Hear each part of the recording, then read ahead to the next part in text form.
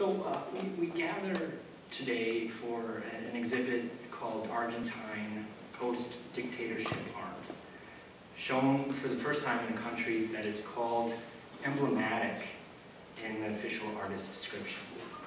Argentina, the dictatorship, the United States as an emblem, these things need, I think, an explanation. So in this short talk, I want to do a couple things. First, I want to briefly engage with the philosophy of art. It's not a subject I'm at all feel very skilled in talking about, but it's interesting to me. So I'll do that just briefly, and also talk about some ideas regarding representation through the lens of history and politics in Latin America, especially in the Argentine context. So the art of Sebastián Chillemi and Pablo Salvador reflect a history of Argentina and an Argentine identity by two men of a generation that grew up as children of or after the dictatorship. As identity, part of the process here in this artwork, it's itself a project of personhood, of personal uniqueness, of solidarity with other groups, of finding those connections. This art, I think, crosses and mixes temporal boundaries. Right? There's the history and then there's the identity. So it purposely bends and shifts time to create new ways of understanding, a sense of self in relation to the world. And it also leads us to a very old, but I think still interesting and relevant question. And that is this idea of representation.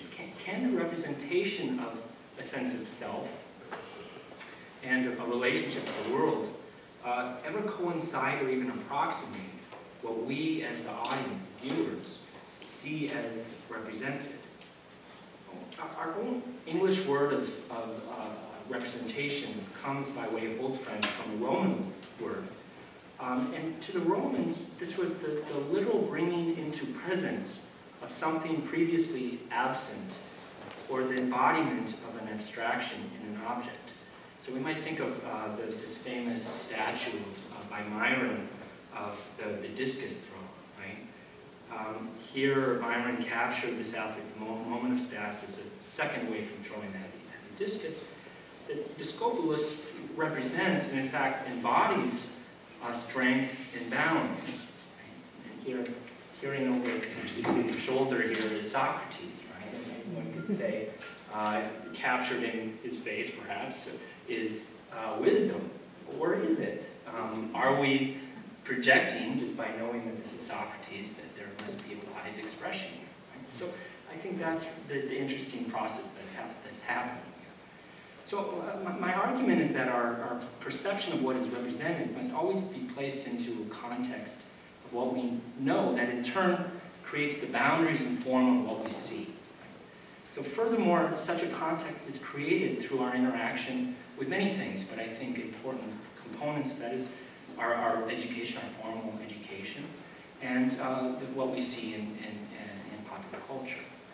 So when it comes to artwork from Latin America that involves dictatorships, genocides, human rights abuses in the 20th century, I think there are some standard tropes, some categories that we as an American audience tend to bring. Right? They're the nameless dictators, often the military rank, the groups of rebels and guerrillas, the assumed complicity by the United States in either causing or contributing to the effort that the Latin American revolutions, so often generalized, fight against. So when seeing this artwork, however, we must stress that the stories these artists are telling, or could be telling, are more importantly understood by the uniqueness of the Argentine situation.